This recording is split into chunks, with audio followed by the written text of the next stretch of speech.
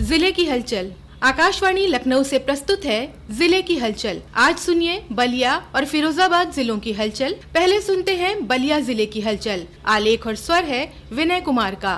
बलिया जनपद में संचारी रोगों, दिमागी बुखार, मच्छर जनित रोगों तथा जल जनित रोगों पर प्रभावी नियंत्रण के लिए सरकार द्वारा वर्ष में 3 बार अप्रैल, जुलाई एवं अक्टूबर माह में संचारी रोग नियंत्रण एवं दस्तक अभियान का संचालन किया जाता है। जनपद में संचारी रोग नियंत्रण एवं दस्तक अभियान का शुभारंभ जिलाधिकारी मंगला प्रसाद सिंह द्वारा जिला चिकित्सालय में आहूत गोष्ठी को संबोधित कर तथा रैली को हरी झंडी दिखाकर किया गया। जनपद में संचारी रोग नियंत्रण अभियान दिनांक 1 जुलाई 2025 से 31 जुलाई 2025 तक एवं दस्तक अभियान दिनांक 11 जुलाई 2025 से 31 जुलाई 2025 तक संचालित किया जा रहा है। इस अभियान में 11 विभाग आपसी तालमेल एवं समन्वय के साथ संचारी रोगों के नियंत्रण तथा उन्मूलन के लिए कार्य करते हैं। स्वास्थ्य विभाग इस अभियान का नोडल विभाग है। 15 दिनों के दस्तक अभियान के दौरान स्वास्थ्य विभाग एवं ICDS की 3026 टीमें हर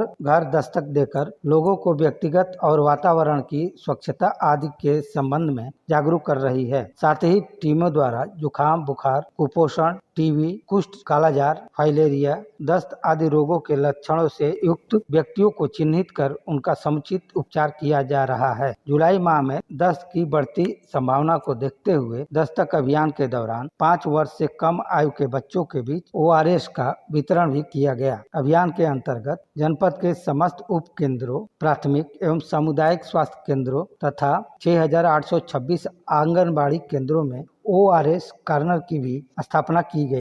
बलिया जिले में उत्तर प्रदेश राज्य विधिक सेवा प्राधिकरण लखनऊ के निर्देशानुसार एवं जनपद न्यायाधीश अध्यक्ष जिला विधिक सेवा प्राधिकरण अमित पाल सिंह के आदेशानुसार जिला विधिक सेवा प्राधिकरण के तत्वाधान में 1 जुलाई से 30 सितंबर 2025 तक राष्ट्रीय मध्यस्थता अभियान चलाया जा रहा है। इस अभियान का उद्देश्य मध्यस्थता सुलह समझौते के माध्यम से न्यायालयों में लंबित प्रकरणों का अधिकाधिक संख्या में निस्तारण किया जाएगा। इस अभियान में वैवाहिक विवाद के मामले, दुर्घटना दावे के मामले, घरेलू हिंसा के मामले, चेक बाउंस के मामले, वाणिज्यिक विवाद के मामले, सेवा विवाद के मामले, समनीय आपराधिक मामले, उपभोक्ता विवाद जैसे मामले, दीवानी मामले सुलह समझौते के आधार पर निस्तारित किए जाएंगे।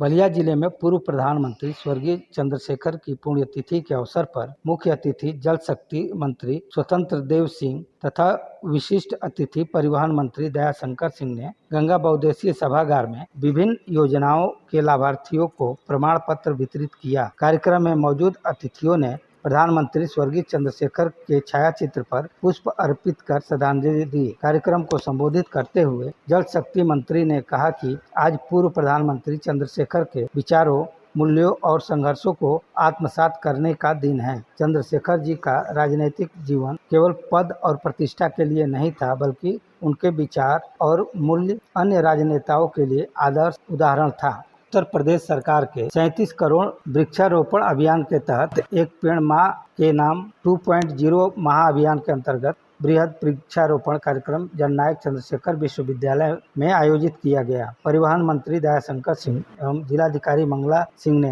वैदिक मंत्रोच्चार के साथ एक पेड़ मां के नाम पर पौधारोपण किया गया। उन्होंने पर्यावरण के प्रति अपनी जिम्मेदारी निभाने के लिए सभी अधिकारियों, कर्मचारियों, जनप्रतिनिधियों को शपथ दिलाई गई। जननायक चंद्रशेखर विश्वविद्यालय के सहायक प्रोफेसर राजनीति विज्ञान विभाग डॉक्टर अनुराधा राय ने बताया कि पर्यावरण के महत्व को समझते हुए पर्यावरण संरक्षण की दिशा में केंद्र सरकार ने एक पेड़ मां के नाम से जो देशव्यापी पहल शुरू की है वह सराहनीय है। प्रकृति संरक्षण को मां से जोड़कर सरकार ने मनुष्य के प्रकृति से अटूट संबंध को पुनर्जीवित करने का प्रयास किया है। साथ ही यह संदेश भी दिया है कि जिस तरह मां के बिना जीवन की कल्पना नहीं हो सकती, उसी प्रकार प्रकृति के प्रति हमारी उदासीनता हमारे मानव जीवन के लिए चुनौती बन जाएगा। अतः हम सभी को प्रकृति को संरक्षित और संवर्धित करने का प्रयास करना होगा।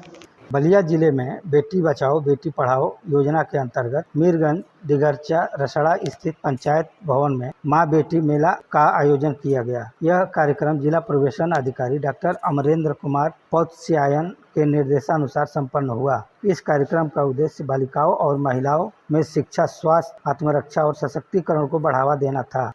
बलिया जिले की हलचल के बाद आइए सुनते हैं फिरोजाबाद जिले की हलचल। आलेख और स्वर है लियाकत अली का। फिरोजाबाद में केंद्रीय राज्य मंत्री प्रोफेसर SP सिंह बघेल ने विपक्ष को निशाना बनाते हुए भाजपा शासनकाल की उपलब्धियों को बताया। उन्होंने आगामी 2027 के चुनाव में समाजवादी पार्टी की शासनकाल में जमीनों पर अवैध कब्जे, अपहरण, लूट आदि की घटनाओं की जनता को याद दिलाने की बात कही है। श्री बघेल ने बिहार चुनाव मुद्दे पर पत्रकारों के एक सवाल के जवाब में कहा है कि चुनाव आयोग संवैधानिक संस्था है जिस पर शक करना आने वाले चुनाव में हार को स्वीकार करना है। उन्होंने कहा है कि चुनाव आयोग स्वतंत्र एवं निष्पक्ष संस्था है। इसी EVM से सभी क्षेत्रीय एवं राष्ट्रीय दलों ने अपनी सरकारें बनाई हैं। SP सिंह बघेल ने अपना स्वयं का उदाहरण देते हुए कहा है कि EVM से हम सत्ता पक्ष में ही फिरोजाबाद से चुनाव आ रहे थे। उन्होंने कहा है कि अगर चुनाव आयोग सरकार की बात माने तो सरकार ही नहीं बदली जाए। उन्होंने कहा है कि EVM से ही वर्ष 2007 से 2012 तक बहन जी की सरकार बनी और 2012 में अखिलेश यादव की सरकार बनी थी। उन्होंने कहा है कि EVM किसी की सरकार नहीं बनाती है बल्कि जनता सरकार बनाती है। फिरोजाबाद में राष्ट्रीय महिला आयोग आपके द्वार श्रृंखला के अंतर्गत राष्ट्रीय महिला आयोग की अध्यक्ष सहित महिला आयोग की समस्त टीम जनपद फिरोजाबाद में पहुंची, जहां उन्होंने महिलाओं के लिए संचालित योजनाओं की जानकारी महिलाओं को प्रदान की। साथ ही 7 लाभार्थी महिलाओं से वार्ता भी की। राष्ट्रीय महिला आयोग की अध्यक्ष विजया रहाटकर के साथ राज्य महिला आयोग की अध्यक्ष बबीता चौहान, संयुक्त सचिव भारत सरकार B राधिका चक्रवर्ती, साथ ही राज्य महिला आयोग के सदस्य रेणु गौड़ भी उपस्थित रहीं। राष्ट्रीय महिला आयोग की अध्यक्ष ने सरकार द्वारा संचालित विभिन्न योजनाओं के संबंध में महिलाओं से वार्ता की। योजनाओं का लाभ पा रही महिलाओं ने एक स्वर में कहा है कि सरकारी योजनाओं से उनके जीवन में क्रांतिकारी परिवर्तन आया है। देश के कोने कोने से हमारे पास कंप्लेंट्स आती है, पर वो सभी महिलाएं दिल्ली तक नहीं आ पाती है। इसीलिए हमने ही खुद ने तय किया कि हम ही खुद उनके द्वार जाएंगे और उनके गांव जाकर हम जन सुनवाई करेंगे। इस जन सुनवाई में कमीशन के साथ साथ पुलिस डिपार्टमेंट, उसी के साथ साथ प्रशासन पूरा रहता है और सामने ही बात होती है तो उन महिलाओं के जो प्रश्न है उसका तुरंत समस्याओं का समाधान भी निकलता है।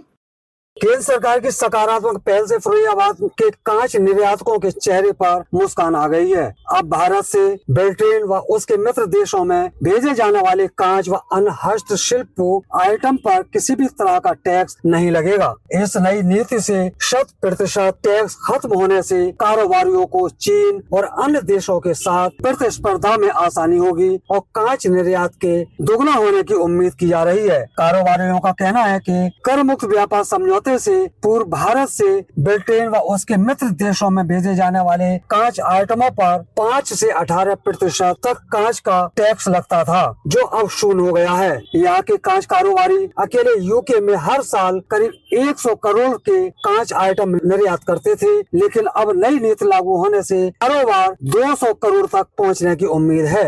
फिरोजाबाद में 2 करोड़ 67 लाख रुपए गबन के आरोपी पोस्ट मास्टर की संपत्ति कुर्क करने की तैयारी शुरू हो गई है। टूंडला रेलवे परिसर में स्थित उप डाकघर पोस्ट मास्टर रवि राठौर पर आरोप है कि उसने विभिन्न बचत योजनाओं की धनराशि में हेरा फेरी का गबन किया है। डाक विभाग ने मामले को गंभीरता से लेते हुए 13 मार्च को सहायक डाक अधीक्षक ने उसके खिलाफ मुकदमा दर्ज कराया था। मुकदमा दर्ज होने के बाद से ही रवि राठौर फरार है, जिसकी पुलिस सरगर्मी से तलाश कर रही है। विभागीय जाँच में सामने आया है कि आरोपी पोस्ट मास्टर ने IPL सट्टे में लाखों रुपए गंवा दिए हैं। डाक अधीक्षक RS शर्मा ने बताया कि गबन की गई धनराशि से कोई भी उपभोक्ता प्रभावित नहीं होगा, लेकिन जो भी दोषी होगा उसे बख्शा नहीं जाएगा। जिला प्रशासन रवि राठौर की संपत्ति की पहचान का काम कर रहा है। जिला मैनपुरी के डाक अधीक्षक RS शर्मा द्वारा जिलाधिकारी को भेजे गए पत्र के बाद ये कार्रवाई की जा रही है। फिरोजाबाद में कानून व्यवस्था चुस्त एवं दुरुस्त रखने के लिए कोई कसर नहीं छोड़ी जा रही है। पुलिस की सख्ती के चलते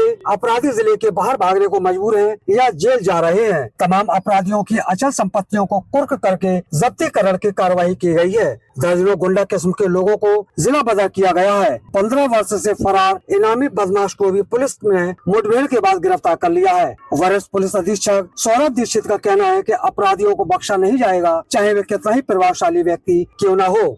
ये था आकाशवाणी लखनऊ के क्षेत्रीय समाचार एकांश द्वारा प्रस्तुत जिले की हलचल का आज का अंक।